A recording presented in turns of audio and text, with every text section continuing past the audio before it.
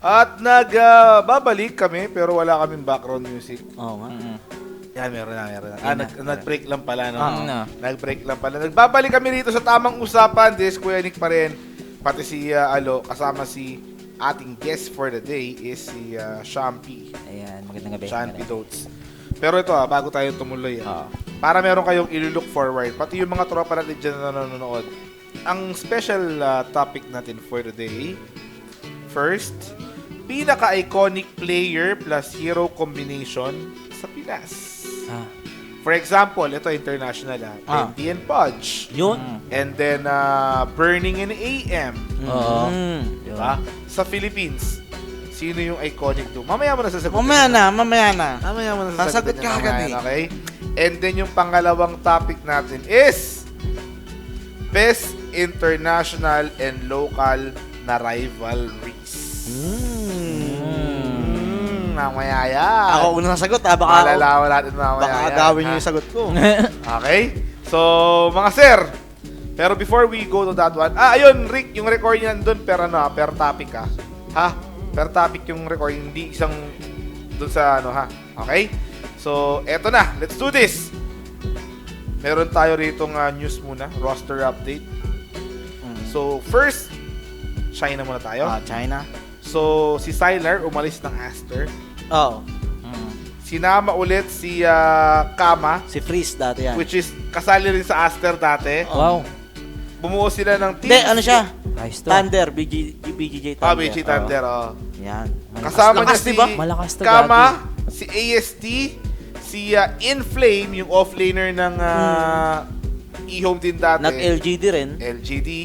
And kasama nga nila si HYM, yung for position nila si HYM. Ako, lakas. So, team, serious. Serious sila dyan. Oo. Yung seryoso, no? Serious na yan. Oo, seryoso.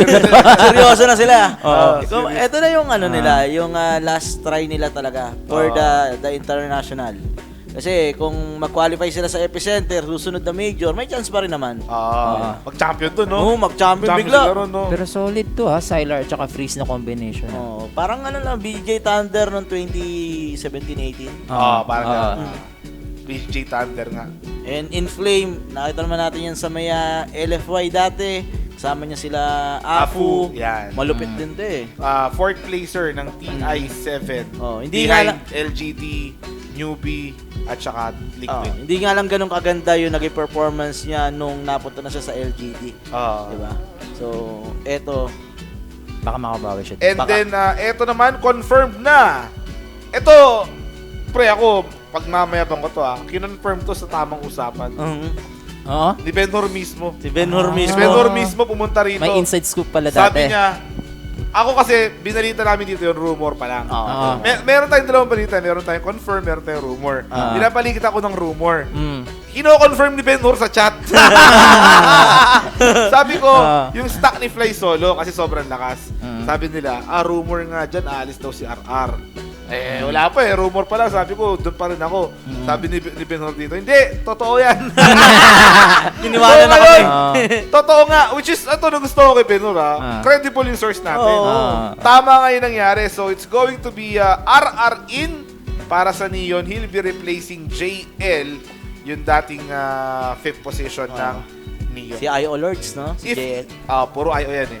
If you can remember, maybe maalala nyo yung Neon with Fly Solo.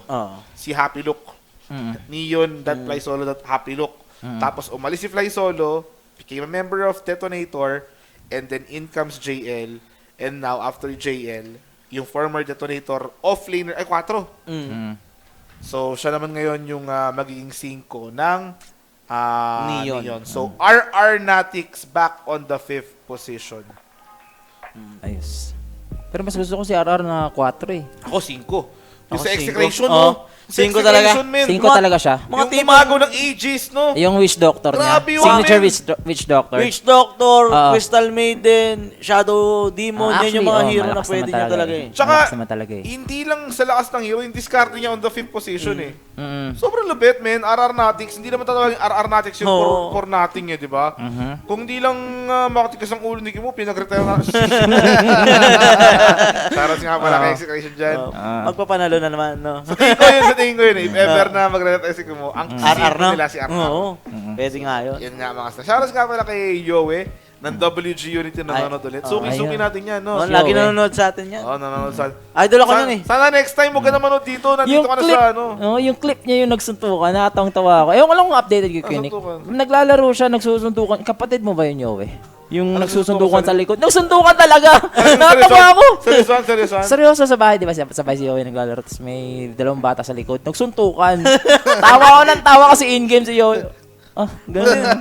May clip yun. may clip Matindi yun. nga siya, no? Oo, Pag ganyan. matindi. Ah, May clashing, may clashing. Tapan na si Yowie. Oh, kita mo? Idol ka nga niyan, no? Idol ako niyan eh. Idol ka nga niyan. Kasi Yowie, tuturuan oh. ko siya mag-invoker eh. May mga ano kasi ko, may academy ako ng Sun King. Akala ko. Meron din ako academy ng mga invoker. Yung Sun King Academy. Sun King Academy. Mamaya yan, Sun King Academy natin na yan. Yung nagsusuntukan na Yowie yan, na kapatid niya, ipapasok natin yan sa academy mo. Oh, academy. Next episode. Mm. Next episode. Suntukan din. Suntukan Suntukan academy. Suntukan Academy. Clashing in real life, Oo. clashing din in-game. Pero okay mag-alala, meron tayong academy for today. Yun. Ang academy lang for today para kay Alo is yung Sun King Academy. Oo. Alo, Sun King Academy. Asa. Aha. Asa yun, asa. Alo, Sun King Academy. Hindi, Alo Academy, na lang, AA. AA. Kasi minsan hindi Sun King eh. Minsan hindi Sun King. Sige, sige. Alo Academy / Sun King ngayong Yan, araw. ngayon, oh. Okay? Sun King ngayon. Sun King, ha?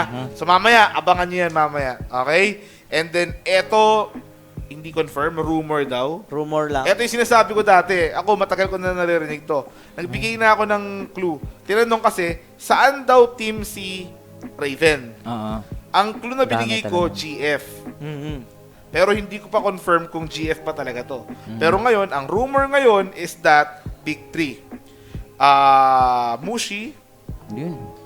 former Aster, Nawala nga siya sa Aster eh. Si Ah, Shuan yun na wala pumayag siya sa bigla kanya. sa ano eh. Raven, kilala na natin yan, na Raven's naglaro sa Tigers, and then si Skem na naglaro sa Detonator nung Nung COBX. Cobex. Mhm. Okay? So, ayan po yung ating rumor. Ang nagpatunay ng ating rumor is yung Battle Cup nilang tatlo. Yan, Yan. kita naman natin yan. Kasama si... Terong. ba't kasama si BYB dyan? Si BYB yan ah, si BYB. Parang kasama nila si BYB dyan Oo. Yun nga yung live ni BYB. Live ni BYB yan. Kita mo siya, oh. Hindi pa simula yung laro, may one death agad si BYB. Si BYB yung memek, mga sir. Si BYB Ano nga daw yung sila eh, memek. first game, nice game yan. Kalaban nila sila Felix Xiaoba. Talaga sila. Sila Yamate, Felix Xiaoba. Talo kagad sila Double yun, double yun. Felix Xiaoba, di ba? Yari kagad sila dyan. Hay nako, BYB kinapitan kagad, tsaka si Terong, yung Hindi namin, Yamaguchi. di namin masama yung dalawa na to kasi kilala mo namin personal. Oo. Alam namin si Terong nasa Execration. And then si, Si BYB si naman. Walang pag-asa. Oh, di makakalaro yan. Ban yan eh. Di makakalaro. Okay? So, yun na nga. And siguro, ang naging situation nito, magkasama si Raven at saka si Skem sa India for the Cobex Masters. Nag-video call sila ni Mushi. So, Raven, nandiyan ba si Skem? Oh, punta mo. Alam natin to. Let's do this. Pero itong tatlo ko yan napansin ko na all around ano sila. Si Mushi all around, si Raven all around, si Scamberlo all around. Pwedeng off-lane Oo. at saka carry si Raven, pwedeng mid-carry si Mushi, pwedeng 4 Carry. or carry si Skem. Oo. Okay, so Oo, medyo alam. unpredictable. Unpredictable talaga. Okay, so Di pa naman confirm yan. confirm Hindi pa? pa namin confirm. Hindi pa confirm, pero surely we will let you know once it is confirmed sa tamang usapan. Kaya dapat hindi naman araw-araw. MWF kayo manood ng tamang usapan, okay? Dito lang yan sa Kuya Nick na channel. And before we go, don't forget to share our stream para malaman ng mga tropa natin na live tayo ngayon. Automatic yun. Pag nag-live yung tamang usapan, share nyo. Para malaman ng mga tropa nyo, para hindi lang puro mga cast or mga coverage yung mga napapanood nila. Pwede rin sila mag-clip dito ng video kung may maganda. Para dun sa mga on the go na hindi makakapanood ng buong tournament ng 8 hours, 7 hours, they can watch this episode para magkaroon sila ng update kahit na wala silang oras manood. Okay? So, yun nga, mga sir. And with that, Well, head on to our sad news. Akala ko nung una medyo ano lang, Oo. medyo joke lang. Pero it was already posted then by Wick, si Vic Room. Yung ating The Dota Grandpa, yung nagpunta natin sa may event, Lolo Chris, passed away. Kahapon ba yun? Kanina lang. Ngayong araw. Oo, ngayong araw. Ngayong araw lang. So, at the age of 75, 76. Mga ganun. Kasi wala kasing date dyan na nakalagay. Si Lolo Chris nga passed Oo. away. Yan yung na-feature din sa event Jessica talaga. Soho ba yun? Kung si Crowley nga, 'di ba, yung may kapansanan pero napagdodota pa rin. Ito naman kahit matanda, 'di ba? Legendary to. So, walang dahilan para Pero yun nga, Lolo Chris, rest in peace. Nasa payapa na ngayon yan. Ang tanong na lang natin, may Dota ba rin sa... Sana meron. No? Sana Balita meron. ko Kuya Nick, ano siya 4,300 MMR. Mataas yun. 4.3. mataas yun. Grabe nga yun. Balita ko no? lang Ancient yun. yun, ancient. Ancient yun. Dapat nagpa-immortal siya, siguro. Pero yun lang. Pero yun na nga. yun talaga. Pero hopefully, okay siya kung nasan man siya ngayon. Oo. Diba? Pero surely, nag-enjoy na yan. And naglalaro din yan. Siyempre, gamer. Once a gamer, always, Always a a gamer. Hindi Don't die. man sila mag-respond in real life, magre-respond sila still as a gamer. Yeah.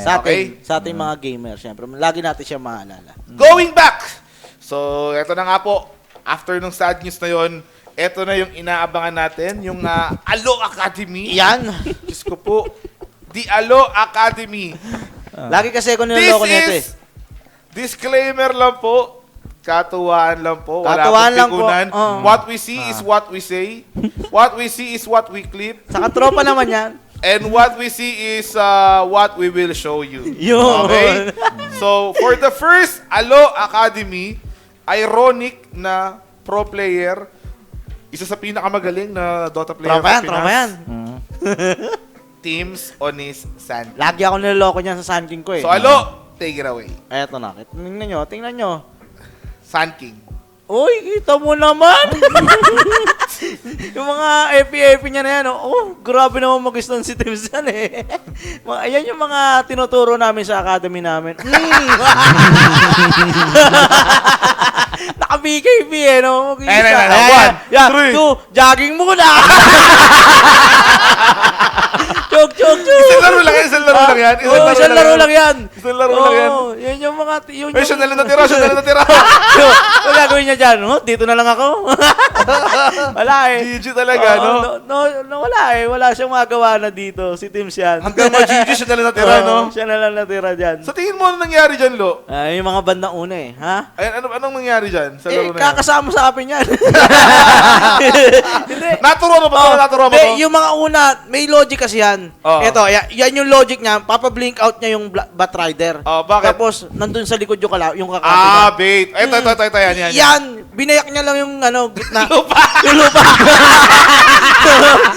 Zone out lang. Zone out lang. Ito, yan. Ayan lang, di ko na maintindihan. Naka-BKB na, Naka-BKB na eh. Di na tayo makapagrarason dyan, teams. Ito. Ayan. Ito. Wala, jogging lang. Magbabounty rin ata yan eh. Grabe nga si. Akala niya siguro, pag inep niya yung bounty, mahahati sa marami. Dadami yung pera. So, ayan yung ating pilot episode. Nabunot kagad. Nabunot muna si Tim. Tims on his Sun King. So, ito yung ito yung pilot student mo sa yan. Pilot student mo sa Alo Academy. Unang gumraduate. Yan. So, abangan nyo yung next na Alo Academy natin. Oo. Meron tayong hindi lang puro laro to Meron tayong mga videos lang mismo, yung mga streams lang, or mga katatawanan lang na galing sa Academy ni Alo. Kung may mga napapanood din kayo dyan, i-send nyo sa sa akin, sa may page ko, Alo WX. Alo WX. I-share, i-post ko lang sa kanila yan, ha? Siya na Para bahala mapanood dyan. natin yan. Okay? So, ayun na nga, yung ating second topic for the day. Pero yung pinakahihintay nyo, eto na. Yung special topic natin, which is yung iconic player plus hero combination sa Pinas. And then yung best international and local rivalries. Pag-uusapan natin yan sa pagbabalik ng tamang usapan. Kaya huwag kayong aalis! Mabilis lang to. We'll be right